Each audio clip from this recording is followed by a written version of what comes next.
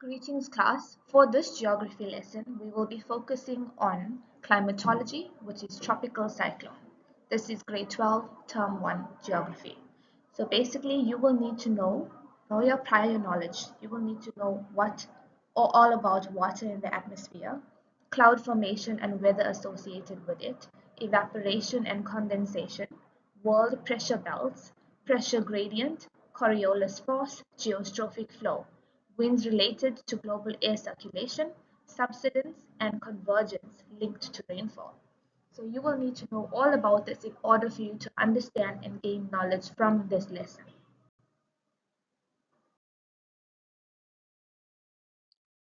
For the introduction, climatology is basically the study of climate and weather patterns. In this presentation, we will discuss the contents of a tropical cyclone. What is a tropical cyclone? What is the difference between a typhoon, a hurricane, and a cyclone? How do they form? What are the impacts of tropical cyclones? Where do they occur and form? Stages of development of a tropical cyclone, safety precautions when a tropical cyclone takes place, and then we will move on to the conclusion and the summary. Tropical cyclones. What is a tropical cyclone? A tropical cyclone is a rapidly rotating storm system characterized by a low pressure center, a closed low level atmospheric circulation, strong winds, and a spiral arrangement of thunderstorms that produce heavy rainfall and squalls. Squalls are basically the rise in water levels along the coastlines. The eye is the center of the cyclone and is either partially or completely covered by the eyeball cloud. The average diameter of the eye can be up to 32 kilometers wide. The calm that occurs during the passage of the eye does not last very long as strong winds will soon strike again from the opposite direction and increase in intensity again. As you can see in the image provided, that is what a tropical cyclone looks from the top view or the aerial view. This basically shows the circulation of the air as well as the eye of the cyclone. So you can have a visual interpretation of what this looks like. What is the difference between a typhoon, a hurricane, and a cyclone? It all comes down to the storm's location. All three are tropical cyclones, which is a circular storm that moves over warm waters with very low air pressure at the center and winds greater than 120 kilometers per hour. But different terms are used for such storms in different parts of the world. The word hurricane is used for the storm that is located or that is formed in the North Atlantic, the Northeastern Pacific, the Caribbean Sea, or the Gulf of Mexico. Typhoons develop in the Northeastern Pacific and usually threaten Asia, as you can see in the image provided, and in the continent Africa or the Southern Hemisphere. We know it as a cyclone.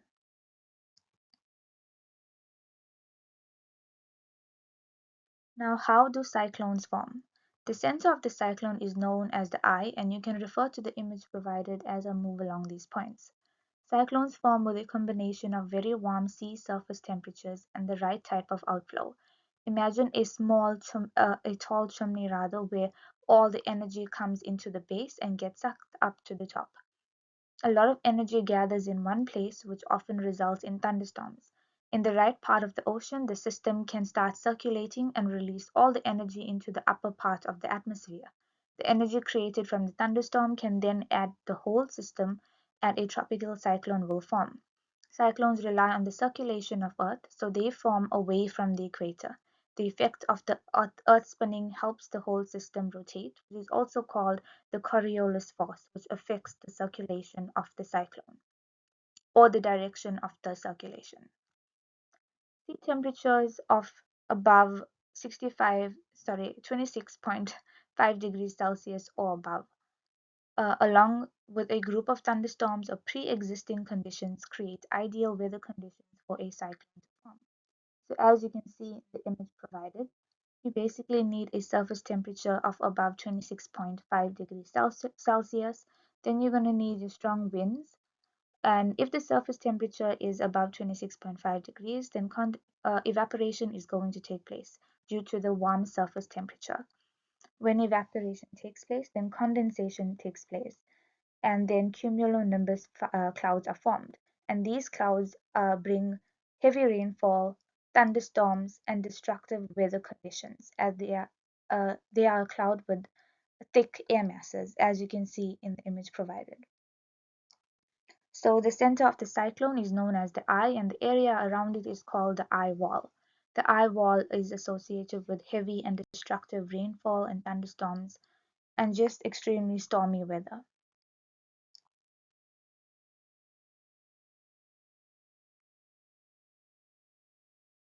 We're now moving on to what are the impacts of a tropical cyclone. As you can see, there are many, many impacts of a tropical cyclone.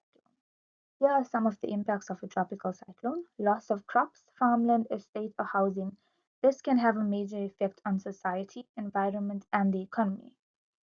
Loss of crops and farmlands could mean loss of food resources and will cost thousands of rands to retrieve if one is covered or is not covered with insurance. Loss of family, friends, and loved ones. This will have an impact on the people who were close to those who were lost in the tropical cyclone. It may cause mental illness or to occur, or such as depression or anxiety. Flooding obviously will cause major destruction in the area. Destroyed native flora, which is your plants, may result in species of specific plants to disappear. Death of native fauna, which is your animals, may cause extinction to specific species of animals. So even if you are doing farming, so due to these cyclones, many of the farm animals could die.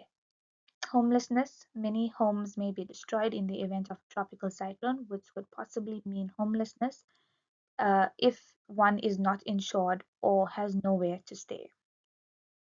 Unemployment, many people will become unemployed due to loss of businesses, which means they will not be able to support themselves or their families, which will eventually cause hunger, famine, and poverty in the area because of lack of job opportunities, nowhere to work, loss of houses. As you can see in the image, in the first image, you will see there's a rise in sea levels, flooding, destruction of houses, vehicles, crops, and flooding in and around the area.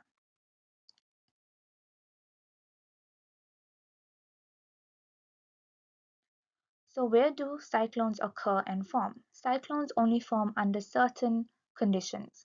Your sea temperatures, as stated previously, should be above 26.6 degrees in the first 60 meters, air humidity about 90%, and atmospheric instability. These conditions explain the absence of cyclones in the cold waters of the South Atlantic and Southeast Pacific. Almost all cyclones form within two oceanic zones located on either side of the equator between 5 degrees and 20 degrees latitude. The initial rotation is due to the Coriolis force. This region is called the Intertropical Convergence Zone, which is known as the ITCZ, which changes according to the months of the year. In January, it is further south. In July, it moves north. As you have learned about these in your previous grades, which is grades 10 and 11.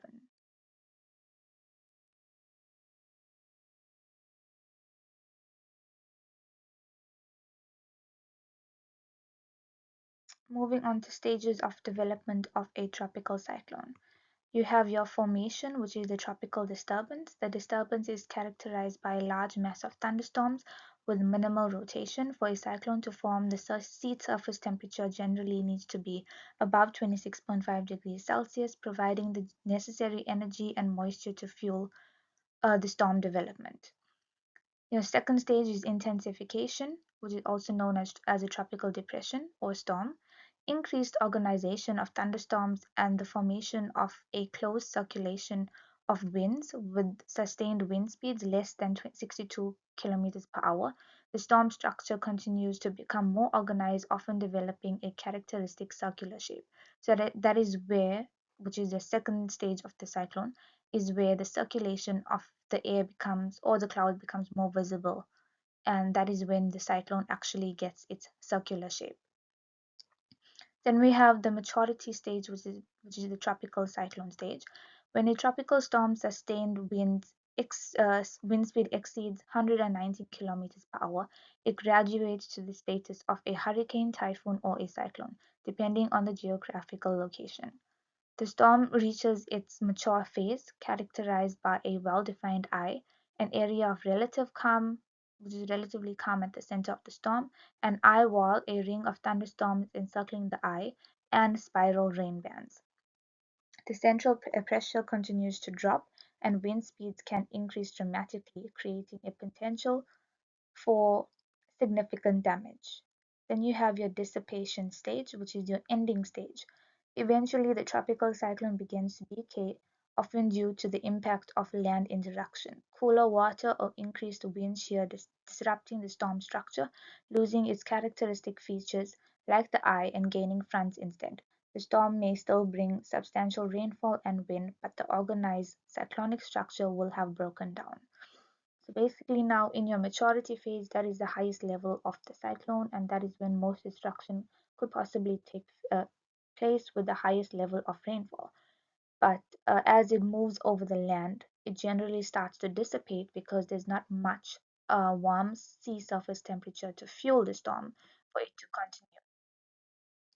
So basically, when it dissipates, it reaches land, and obviously the friction with all of the buildings and things around it will eventually cause the cyclone to dissipate. However, it will bring a lot of destruction to the area as well as rising sea levels and extremely high wind speeds, which will also cause shipwrecks along the coastlines. So these are basically some of the destruction that may be caused with the different stages of development of a tropical cyclone.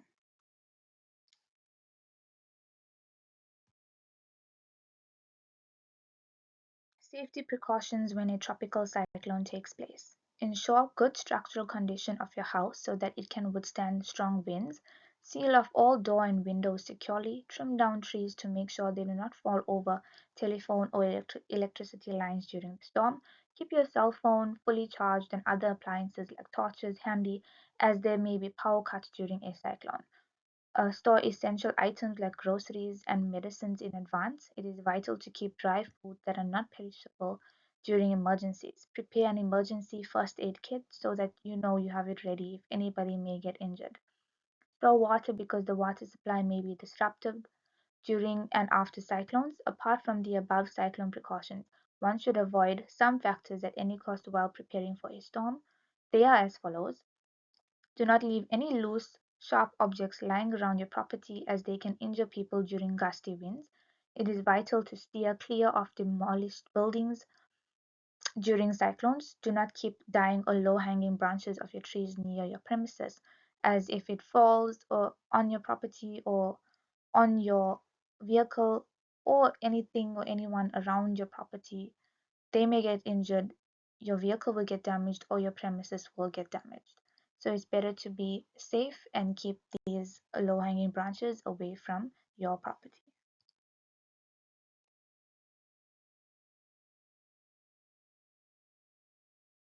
And lastly, moving on to our conclusion and summary, tropical cyclones are highly devastating and destructive low pressure systems. The eye of the cyclone is usually calm but do not last very long. Safety precautions must be planned well in advance to make sure you are safe from a cyclone. There are many negative impacts of a tropical cyclone as they cause catastrophic damage if it is intense. Lastly, it is very important for us all who live near the areas prone to cyclones take safety precautions in advance and be alert at all times. It is important for us to also study when these cyclones take place and which periods of the year they take place so that we can work well in advance and keep ourselves safe from these destructive low pressure systems. I hope you have all understood this lesson very well. I hope you enjoyed it because I really enjoyed presenting it to you guys. And I hope that it is beneficial for you, for your exams, and for your future. Thank you so much.